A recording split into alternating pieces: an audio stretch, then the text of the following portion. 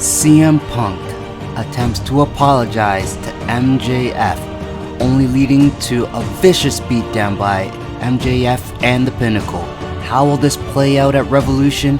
Let's get into it.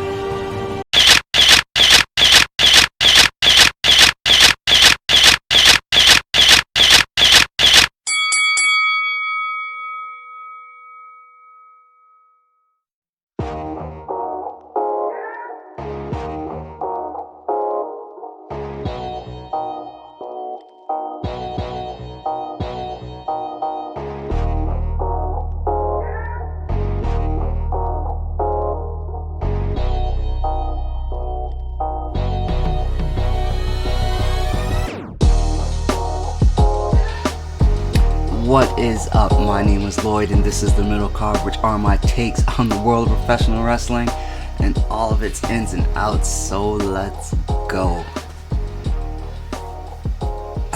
So sometimes it's just too late. It's just way too late. Sometimes it's just too late to apologize. If you've ever been in a situation with an ex, obviously, and either you hurt them or they hurt you, or you're trying to apologize to them or they're trying to apologize to you, at some point, sometimes it is just too late. And there's nothing that you can do about it. The things have been set into motion, and they have been for a very long time. It doesn't matter how much you've grown, matured, how much you're trying to work on yourself and be a better person. That bridge is burned. Not only is it burned, they've thrown kerosene on it and lit the match behind them. And sometimes that is just the case, and that's just the way it is. And this is basically what we've seen play out, because we got the MJF origin story, which was so cool. Getting to see like an evil villain's origin story play out, because everybody tries to be the hero of his own story. And in some warped, misguided way, this is the path that MJF has taken. And somehow, I still believe that he's trying to be the hero of his own story. Some level. But let's set this up. So CM Punk comes out and he starts questioning himself. And he's like, am I the bad guy here? Like, I was burned by Stone Cold Steve Austin, and I didn't go and set out to do awful, nasty, horrible things. But he calls out MJF and he says, you know what? For my role and how this affected you, I'm sorry, and I'm trying to be a better person. And then you see MJF go and give CM Punk a hug. And then he kicked him in the balls. He kicked him in the nuts. And then he proceeded to take off his shirt, to which there was the photo of him and CM Punk when he was a kid. And then he called out his crew, and they hung CM Punk with the dog collar after making him bleed. And MJF basically said the greatest trick the devil ever pulled was convincing the world that he did not exist. Usual suspects. Go watch that movie, even if it has Kevin Spacey. It is fantastic, by the way.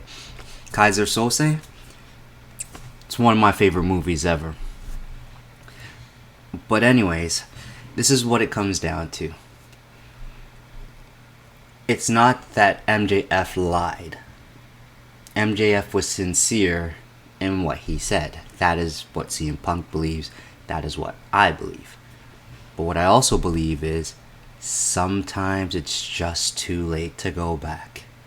Sometimes you've just set down this path and there's no turning back. And it doesn't matter who it is that hurt you. There's no amount of apology from them that will get you to reverse time.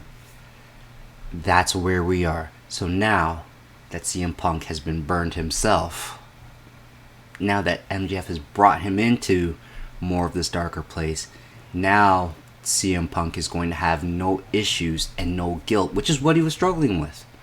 He was struggling with the idea of, I'm going to beat this man with a chain instead of just having a wrestling match. Well, now CM Punk is going to have no issue fighting MJF and trying to make him bleed and make him give up, which I wasn't for in the past because, like I said, it was Brody's last match. It was Brody Lee's last match, and I would be so fine if they never had another dog collar match. But they got me invested, which is what they're supposed to do. So, god damn it. Prediction. I think Punk has to win this match. Something tells me that this is the end and Punk has to get this victory.